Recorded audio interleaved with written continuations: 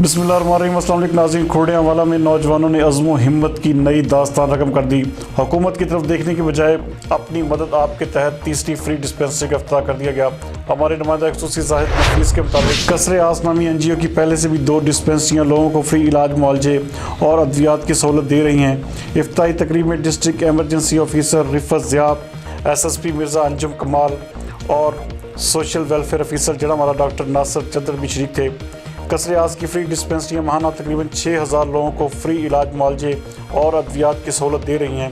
अहले इलाका की जानब से नौजवानों की पजीराई और दुआएं, जबकि इलाका मकीनों की बड़ी तादाद ने कसरे आस के नौजवानों के इस इक़दाम को खूब सराहा।